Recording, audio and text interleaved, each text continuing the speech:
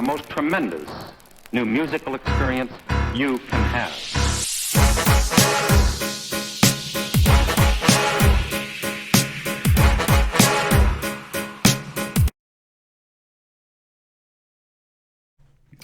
Alright, what's up y'all, it's Logan, and I'm here bringing you this review to this newest KSI project called Dissimulation. Now, for those of you who don't know who KSI is, he is a growing artist coming out of the UK who does not get any love from what I've seen. He got famous through YouTube, then he decided to start a rap career. And yeah, that earns him a lot of disrespect. The fact that he's not really very creative, not really very different, doesn't do anything unique, hasn't put out any great music. Stuff like that holds him back from really getting any love. I've never personally gone out of my way to listen to him, really. Like, I've heard some stuff, but, you know, this is my first time really sitting down with a critical mind and trying to piece together a review for him. So this project clocks in at 12 songs, 34 minutes.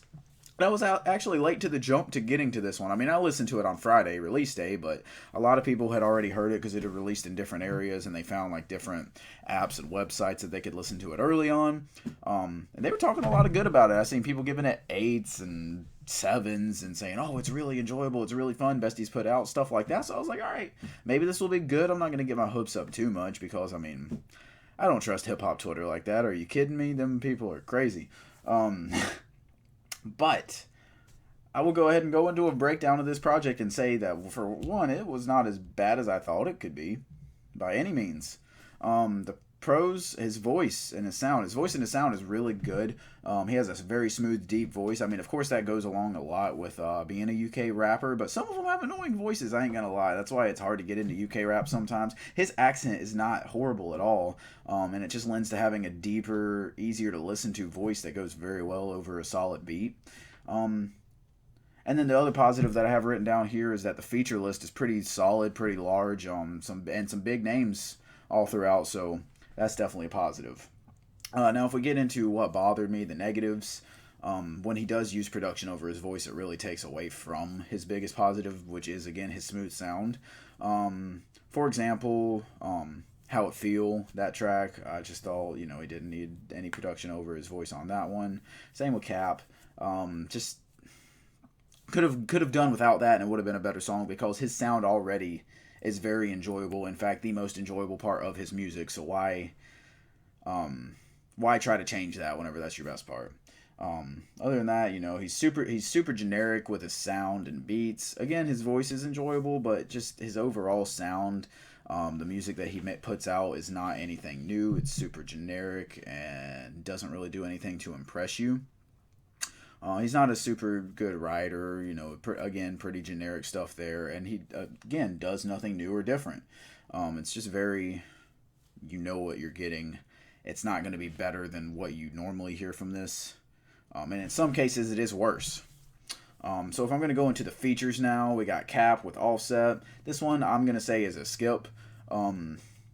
Again, the production on his voice really takes away from this natural smooth sound, and Offset really doesn't add anything. Offset, of course, being who I think is the best Migos. Of course, they have fallen out of graces lately, but I still enjoy Offset. I still enjoy all of their features, and I was looking forward to him on this one, but it just doesn't work, really. I didn't really care for that track. After that, Poppin' with Lil Pump and Smoke Perp. I don't have to say anything. So next, no, I'm kidding. But, really, none of these artists are good.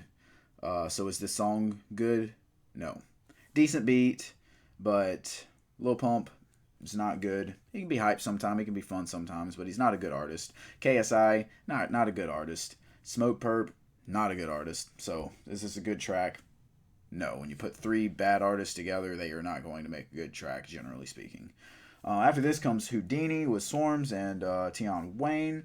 And this song stands out due to the beat and the solid UK sound. Of course, yes, UK rap has been growing on me lately, so a UK connection between these 3, it just makes this track pretty enjoyable. I'm not going to go out of my way and say that I'm adding this to any playlist or anything, but if I'm listening to this whole project, this is going to be one of my favorite songs. So I enjoyed that.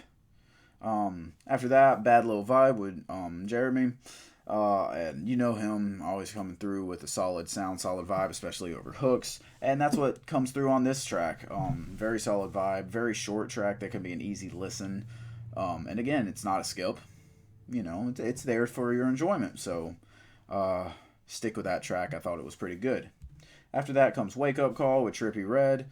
This is a decent track. Nothing really stands out, but Trippy does sound really good singing. I just wish he could have been used more. He doesn't really get his own moment to shine. He just goes over the hook for the most part. Again, he's not really rapping, which Trippy is an underrated rapper. I don't think he's a great artist or anything like that, but he puts out some good music. I really enjoy some of his songs. And the fact that he doesn't get as much of a chance to shine on this song is kind of sad. Still not a bad track. I found some enjoyment in it, no doubt. And then the final track with features, Down Like That with Lil Baby and Rick Ross. On this one, the hook is just very annoying. Some high-pitched singing on that. But that being said, the verses are solid. They got good bars, good flows, and it's an enjoyable track. You know Lil Baby's better usually on features than he is on his own tracks. Depending on who he's paired with. Rick Ross always comes through on features. I'm a Rick Ross fan. I love his sound. It's so elegant. Yet also grimy. And I thought he definitely was probably the best part of this track.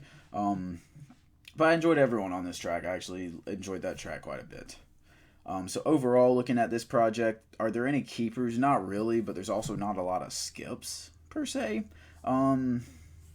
It's not too long of an album. Again, barely over 30 minutes. It could have been shorter, I suppose, but I'm not going to say that it needed to be shorter because, again, 30 minutes, 34 minutes, not that much to get through.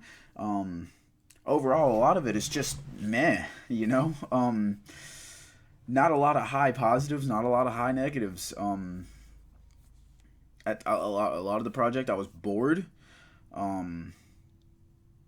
And every once in a while that was broken up by something that intrigued me, but yeah, for the most part it was pretty boring, pretty straightforward listen through. Not a lot of crazy things going on. I apologize for my dogs in the background, they're pieces of crap.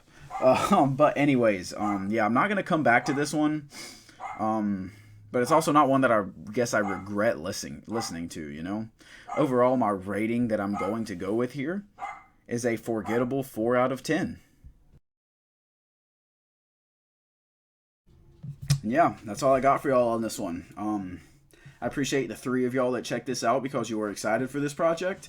I got one more review coming out this week that it's actually a good album, even though I doubt many people have listened to it. Let me put y'all on to it. All right. I appreciate y'all watching this video. Make sure to hit the like button, comment, and sub. Hit the bell next to my name for notifications. Make sure to share this video so other people can check it out. And I will hit y'all up next time.